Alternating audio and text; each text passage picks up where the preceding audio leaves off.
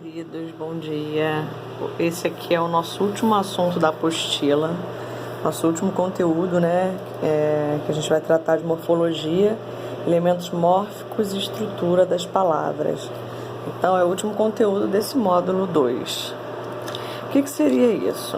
Essa é a parte da gramática em que se estudam a estrutura, a formação e as classes gramaticais das palavras, ou seja, o iniciozinho delas, como elas são formadas, a formação dessas palavras, os menores elementos possíveis dela e depois quando elas vão sendo transformadas em classes gramaticais e aparecendo para a gente. A estrutura aqui começa com o seguinte: ao analisarmos a maioria das palavras, percebemos que elas podem ser divididas em várias partes significativas e essas partes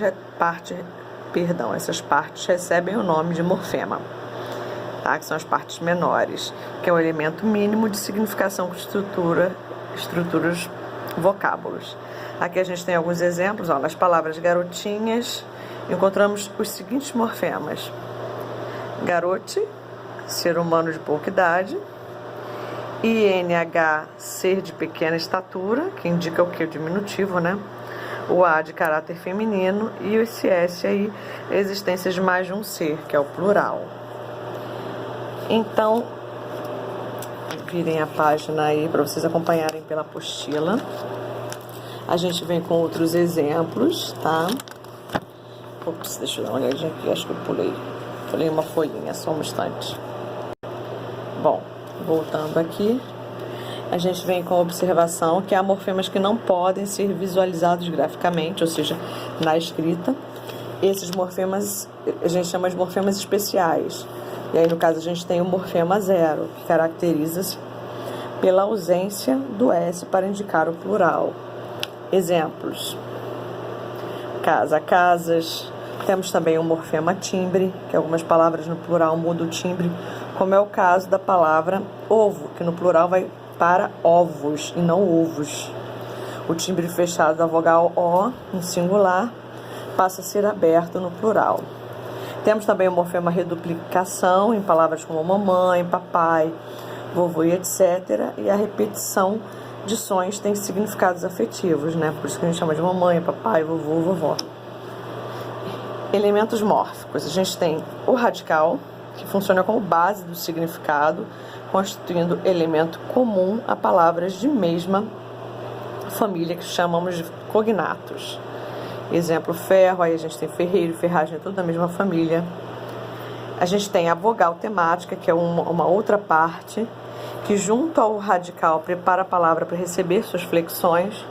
Além disso, tem como função agrupar vocábulos da mesma espécie. Nos verbos, a vogal temática indica as conjugações. E a gente tem como vogais temáticas, nos nomes, a gente tem A, E e O. Virando a página. E aí a gente tem como exemplo mesa, triste, vento.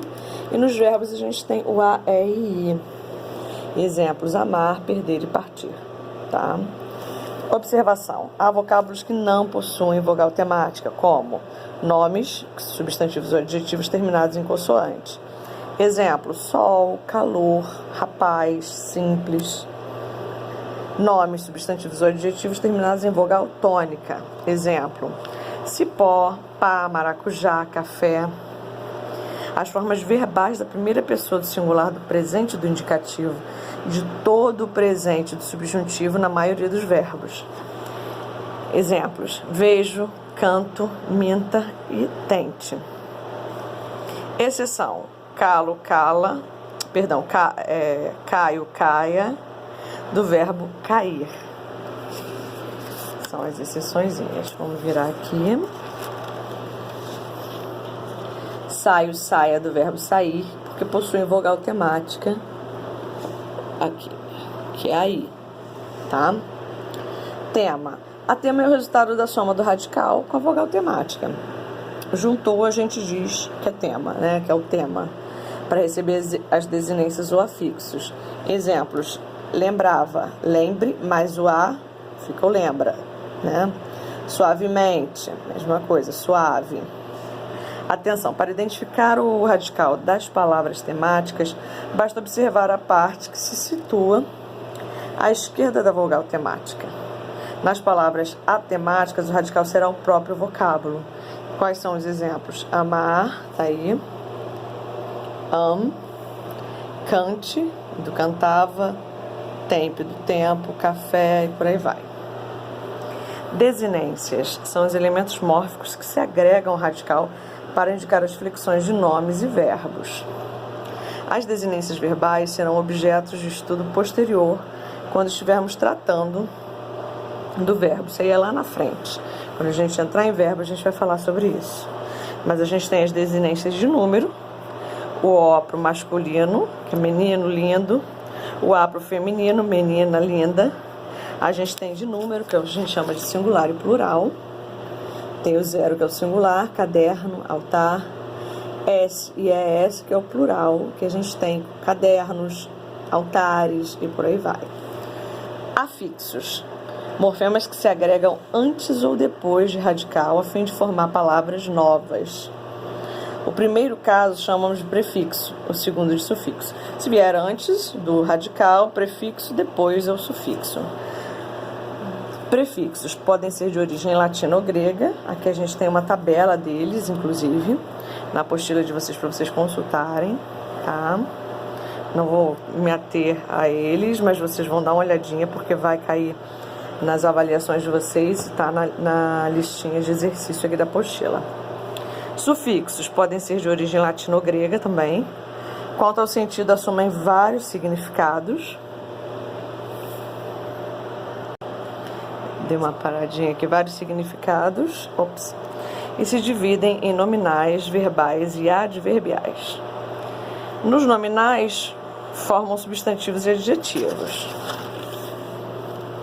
A gente tem o aumentativo, por exemplo, alhão, anzil, pásio, bocarra, corpanzil, casarão, todos eles são os aumentativos.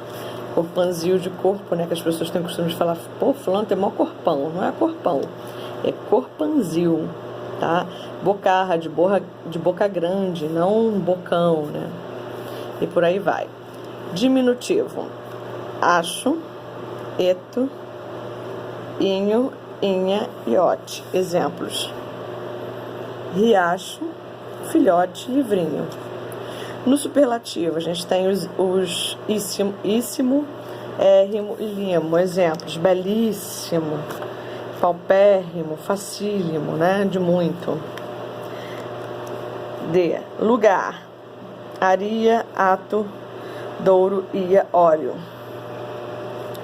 Exemplo: papelaria, internato, bebedouro, ambulatório. Agente: dorista, eiro, inte.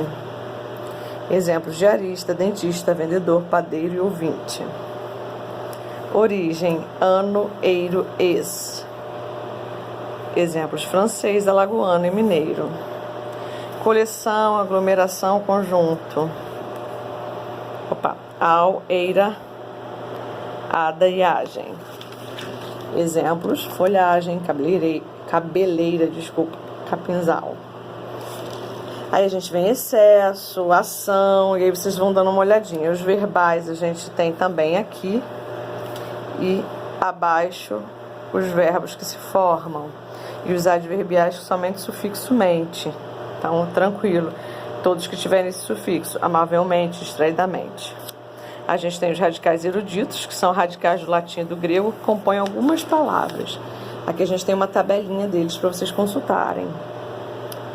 Temos o alomorfes ou variantes, que são os morfemas que resultam de alterações fonéticas. Exemplo: radical trazer, trouxe.